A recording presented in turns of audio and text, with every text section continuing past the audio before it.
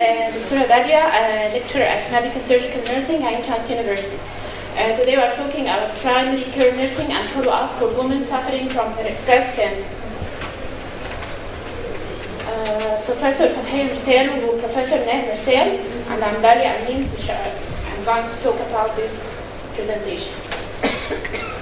We are going to talk about what is primary care nursing, information regarding healthy lifestyle, as dietary modification, exercise, smoking, information regarding environmental health, follow-up for women with breast cancer, follow-up schedule, intervention during follow-up, mammography, clinical breast examination, and breast self-examination. What is a primary care nursing? It's a method for preventing breast cancer that focuses on reducing risk of occurrence or recurrence.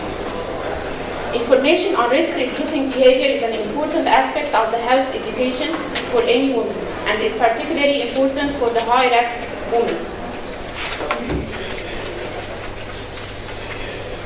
First, we are going to talk about information regarding the healthy lifestyle.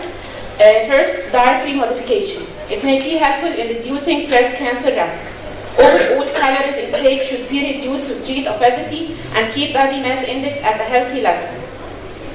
A greater benefit will be obtained by reducing the fat components to less than 30% of all overall calories, as fat tissue is responsible for producing estrogens, which is a leading cause or a high-risk cause for cancer in a postmenopausal period.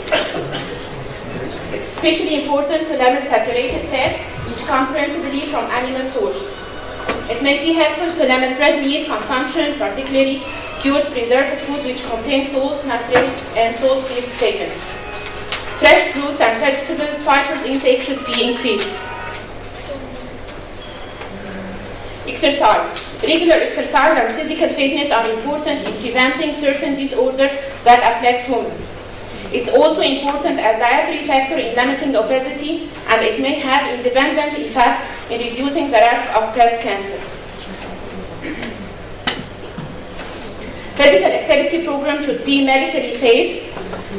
Following physician advice, لازم هيبقى في stretching exercise, decrease the risk of musculoskeletal injuries. Enjoyable, fee varying activities, exercise with friends and family. Convenient, flexible, and nearby. Realistic and minimally structured, but some flexibility is important. Smoking. Cigarette smoking is a leading preventable cause of death for both men and women. Reviewing lectures regarding the health hazard of cigarette smoking make it difficult to catch a point to start with. This refers to it, tobacco smoking is a pollutant.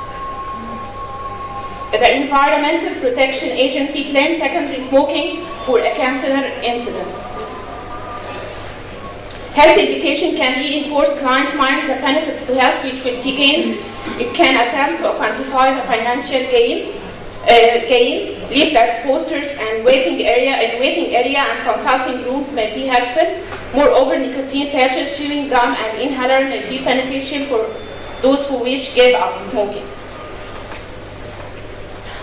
Information regarding environmental health for safe environment. The link between health and physical environment has long been recognized. The exposure to environmental pollution and radiation should be limited. Environmental health comprises those aspects of human health, including quality of life aspects, physical, chemical, biological, social, and psychosocial factors in the environment. It also refers to the theory and practice of assessing, correcting, controlling, and preventing those factors in environment that can potentially affect adversely the health of present and future generations. Information regarding environmental health, occupational safety, it aims to eliminate hazards by such methods as redesigning equipment to provide safeguards, substitute materials that are effective but less toxic. Hazardous material and chemicals can be isolated. ودي بنلاقي hazardous materials ممكن تبقى موجودة في البلاستكس في الكوزماتكس. Some cosmetics بيبقى موجود فيها hazardous chemicals. Special clothing and other protective devices can be used, and effort must be made to educate and motivate employers to comply with safety procedures. Making protection appropriately become essential when hazard exposure cannot be eliminated. For example, encourage workers to use protective clothing, gloves, gowns, masks, and eye protectors. Follow-up for women suffering from breast cancer. Routine follow-up after completion of primary treatment for breast cancer is standard practice in most countries.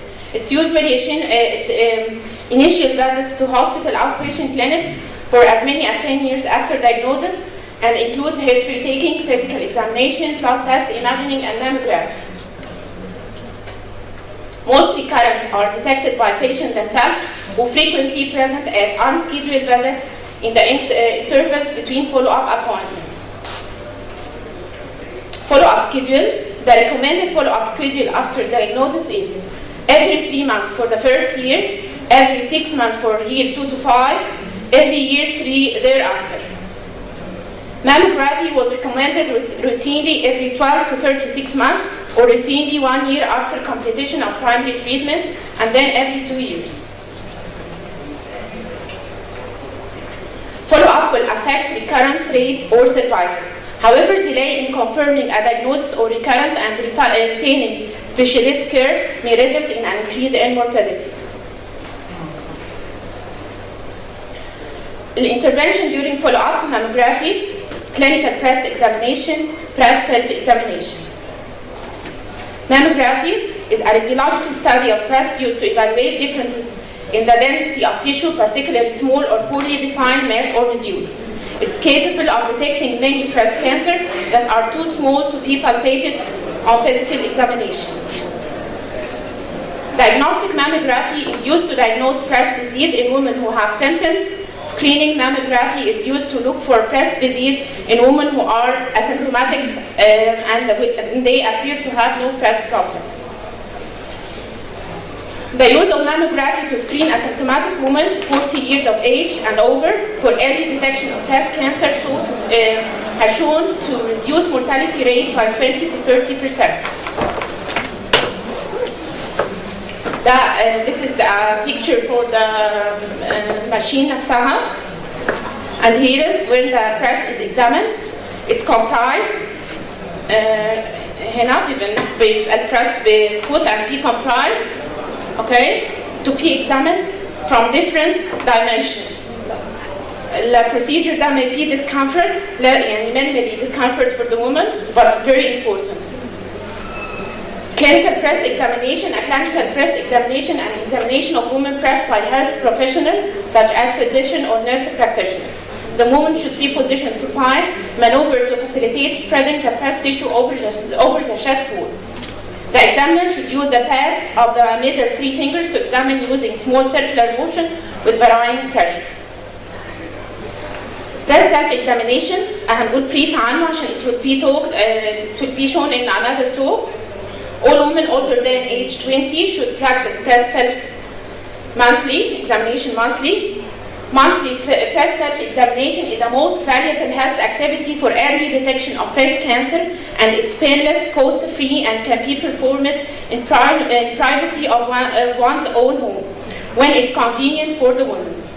Most breast lesions are firstly detected by women during breast self-examination.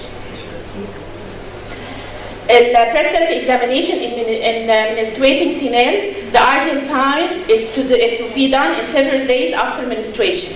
In non-menstruated female, the timing is not important. Examination of breast begins with an inspection of the skin and areola. The examination should be performed both the sitting and supine position. And here is a picture. We should examine the skin, the areola, if there is any discharge. During shower, this is the direction how to test the breast or feel the breast, and another picture. Thank you.